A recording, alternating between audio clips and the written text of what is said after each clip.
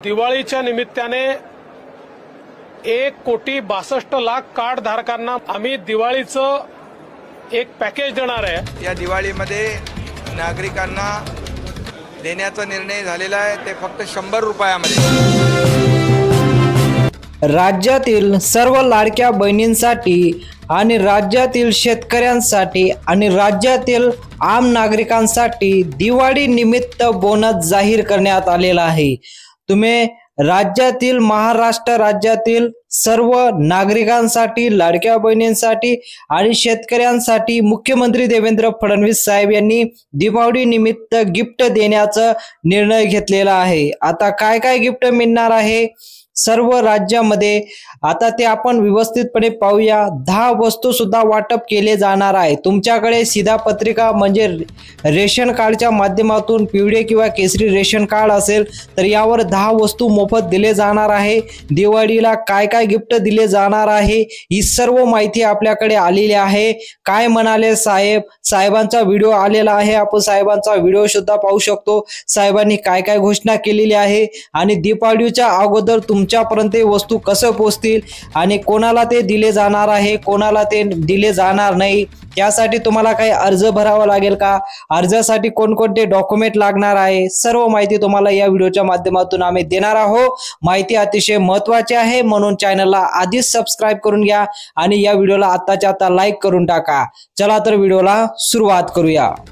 हे पैसे देण्याचा आम्ही निर्णय घेतलेला आहे आणि त्या संदर्भातली कारवाई आम्ही सुरू केलेली आहे। असाही निर्णय करण्यात आलेला आहे की आता पुढच्या 2-3 दिवसात सगळ्या प्रकारची माहिती आमच्यापर्यंत पोहोचेल। काही ठिकाणी पाणी असल्यामुळे योग्य प्रकारचं असेसमेंट घेता येत नव्हतं आणि म्हणून त्यांना अधिकचा वेळ आपण दिलाय। पुढच्या 2-3 दिवसात ही सगळी माहिती पोहोचेल। त्यानंतर शेतकऱ्यांना करावयाची मदत असेल, जी खरडून गेलेली जमीन आहे त्याच्याकरता करायची मदत असेल, विहिरींच्या संदर्भात करायची मदत असेल, घरांच्या संदर्भातली मदत असेल, तातडीची मदत जी आपण सुरू केली आहे त्या संदर्भातले निर्णय असतील, वेगवेगळ्या प्रकारे ज्या ज्या प्रकारचं नुकसान झालेलं आहे त्या सगळ्या नुकसानाच्या संदर्भात एक कॉम्प्रिहेन्सिव्ह पॉलिसी तयार करून आणि ही सगळी जी काही मदत आम्ही करणार आहोत ही पुढच्या आठवड्यामध्ये त्या संदर्भातली घोषणा आम्ही करू आणि शक्यतोवर आमचा प्रयत्न आहे की सगळी मदत ही शेतकऱ्यांना दिवाळीपूर्वी त्यांच्या खात्यामध्ये मिळाली पाहिजे अशा प्रकारचा प्रयत्न आम्ही करणार आहोत। तसाच निर्णय मंत्रिमंडळाने घेतला आहे। राज्याच्या मंत्रिमंडळाने आज अजून काही महत्त्वपूर्ण या ठिकाणी निर्णय केलेले आहेत ज्याच्यामध्ये राज्याची एक सर्वंकष कॅन्सर सेवा policy, comprehensive cancer care policy ही आपण तयार केलेली आहे। या कॅन्सर केअर पॉलिसीच्या माध्यमातून राज्यातल्या सगळ्या जिल्ह्यांना कॅन्सरचा उपचार हा उपलब्ध राहायला पाहिजे अशा प्रकारची याची रचना करण्यात आलेली आहे। याच्यामध्ये L1 apex centre, L2 centre आणि L3 सेंटर याचं जाळं आपण तयार करतो आहोत जेणेकरून कोणालाही कॅन्सर सारख्या या बिमारीची ट्रीटमेंट मिळण्याकरता त्यांच्या जिल्ह्यामध्येच जवळपास महत्त्वाच्या गोष्टी उपलब्ध असतील। काहींना काही गोष्टींकरता L2 सेंटरला काही ठिकाणी जावं लागेल, पण याच्यामुळे खूप मोठ्या प्रमाणात कॅन्सर याचा जे काही रोगनिदान आणि त्याच्यावर उपचार आहेत त्याची सुलभता आणि त्याची कॉस्ट कमी करणं हा याच्या पाठीमागचा उद्देश आहे। हे देखील राज्याच्या वतीनं आम्ही करणार आहोत। आज मुख्यमंत्री माझी लाडकी बहीण योजना असेल, आज मुख्यमंत्री अन्नपूर्णा योजना असेल, युवा प्रशिक्षण योजना असेल किंवा आज शेतकऱ्यांना जी वीज सवलत मिळणार आहे किंवा त्यांना ज्या इतर पीक विमा योजना आहे, 1 रुपयामध्ये पीक विमा, याला सुद्धा उदंड असा प्रतिसाद मिळत आहे। सन्मान निधी त्या माता भगिनींच्या अकाउंटला डायरेक्ट डीबीटी हा करायचा आहे। माझे आपल्या माध्यमातून राज्यातील सर्व माता भगिनींना मला आश्वासित करायचंय की याला लागणारी संपूर्ण तरतूद ही राज्य सरकारने केलेली आहे। अर्थ विभागाने या संदर्भामध्ये कुठलाही कधीही आक्षेप घेतलेला नाही। पहिल्या टप्प्यामध्ये लागणारा जो निधी आहे, साधारणपणे या वर्षाला लागणारा जो निधी आहे याची तरतूद ही अर्थ विभागाने योजना आहे. 1 रुपयामध्ये पीक विमा याला सुद्धा उदंड असा प्रतिसाद मिळत आहे. त्याच्यामुळे आतापर्यंत कुणीही आपण सांगावं की या योजनेमुळे आधीच्या कुठल्या योजना बंद करण्यात आलेल्या आहे असं एकही उदाहरण विरोधकांना देता येणार नाही.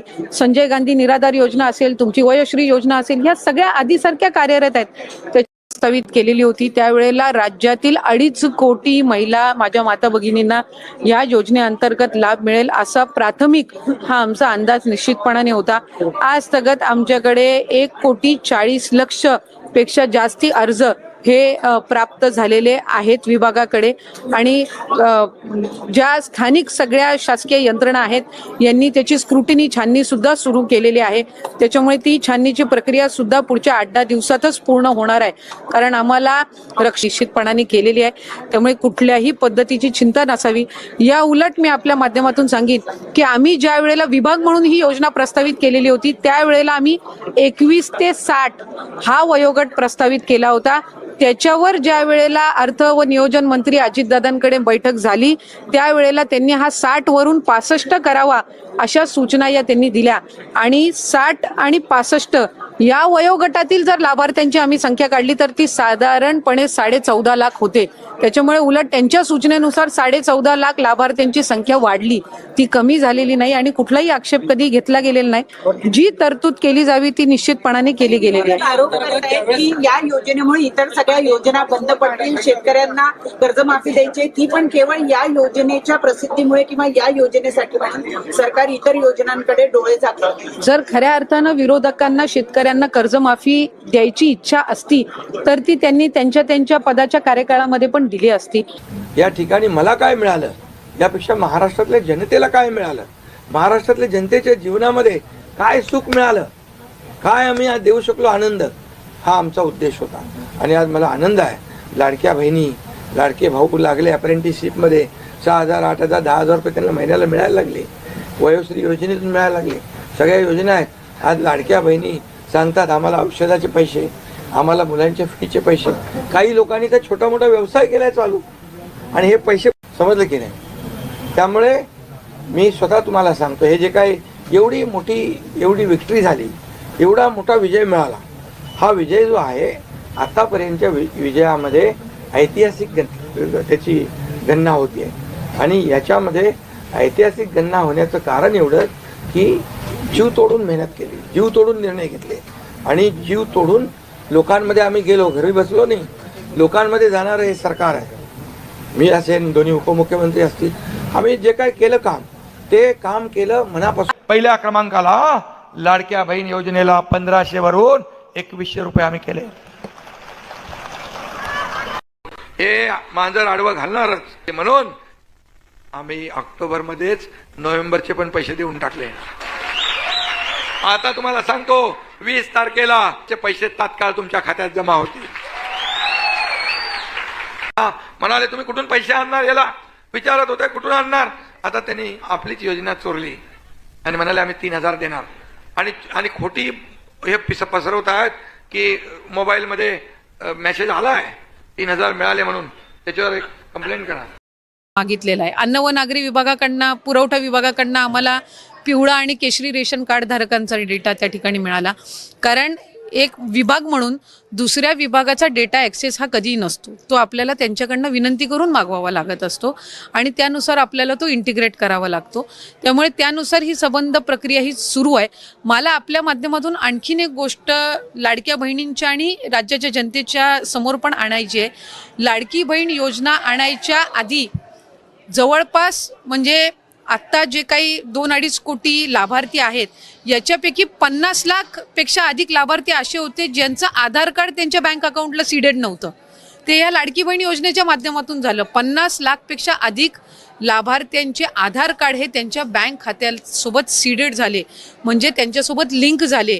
याचा अर्थ असा की त्या ज्या महिला बऱ्याचशा वेळेला आधीच्या योजनांपासून वंचित राहिल्या असतील किंवा त्यांचं अकाउंटच त्या ठिकाणी बँकेचं नसेल, ते याच्यातून त्या ठिकाणी या योजनेतून तयार झालं. अशा बऱ्याचशा योजना आहे. मी आपल्या माध्यमातून सर्वच लाडक्या बहिणींना आश्वासित करते की महायुतीचे सरकार आदरणीय मुख्यमंत्री देवेंद्र फडणवीस साहेब, उपमुख्यमंत्री एकनाथ शिंदे साहेब आणि दादांच्या नेतृत्वाखाली लाडकी बहीण योजना अशाच पद्धतीनं सुरू राहणार. पात्र महिलांवर कुठल्याही पद्धतीचा अन्याय होणार नाही हे विभाग म्हणून आम्ही दक्षता घेत आलेलो आहोत आणि ती पुढेही घेत राहू.